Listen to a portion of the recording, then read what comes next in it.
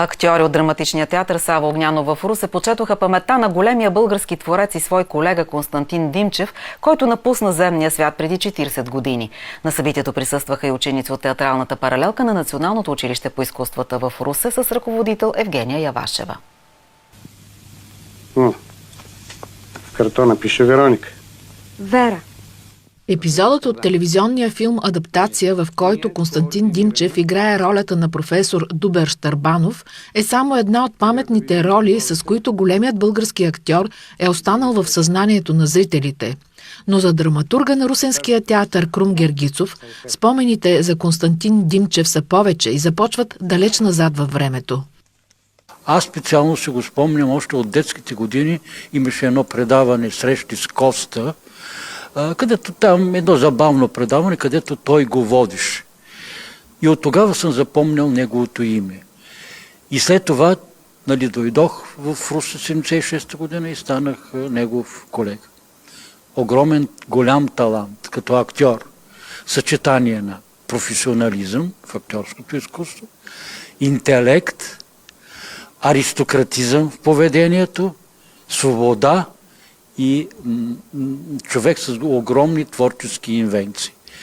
И затова той не остана само в сферите на театър. Той се занимаваше и с режисура, направи тук няколко спектакъла. След това направи спектакли в операта, във вашият телевизионен център. Направи един или два телевизионни такива филми. Въобще беше една кипяща от енергия творческа натура.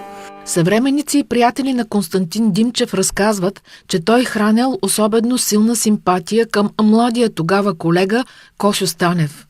Преди да дойда в Русенския театър, аз бях в Плевен по разпределение и там имах щастието 2 години да си партнирам с Наум Шопов, един голям български артист.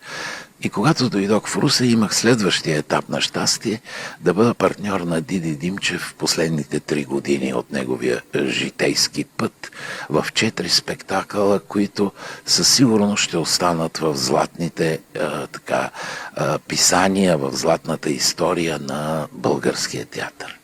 Страхотно отдаден на театъра, с огромна любов, с огромна енергия и с страхотно чувство за възпитание и към самия себе си, и към колегите, които работехме с него. Мисля, че неговия връх е Йоната от Кошници на Радичков, постановка на Слави Шкаров.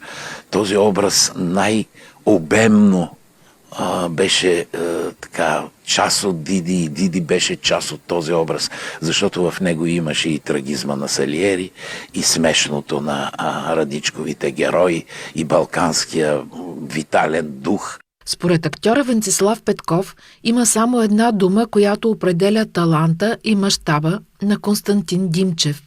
Актьорище. Той беше човек с мисия.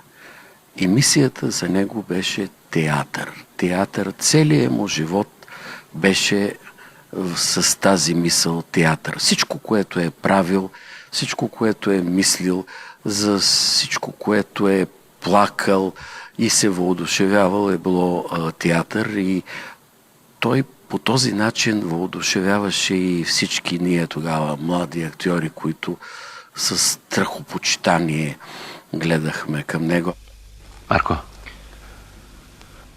Всеки от колегите на Константин Димчев е скътал в съзнанието си по една история или спомен за него. Огнестрелна, разбираш ме? Пак от Кошеници. Един от героите казваше: Йона, погледни на света от другата страна.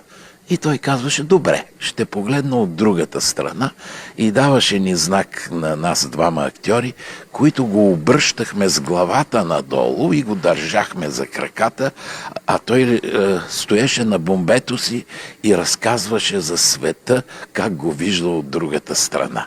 Хубавото и смешното беше, че Слави непрекъснато му викаше: Диди, що говориш така? И Диди казва: щото ми пада ченето. И след това се усети и каза: защото от другата страна на света се говори по този начин. Той носеше един ренесансов дух. Той така вървеше и по улицата, винаги забързан, задъхан, бързаш за някъде, бързаш да прави изкуство. В знак на преклонение и признателност пред големия талант на Константин Димчев, една от залите на Драматичния театър в Русе е именувана на него.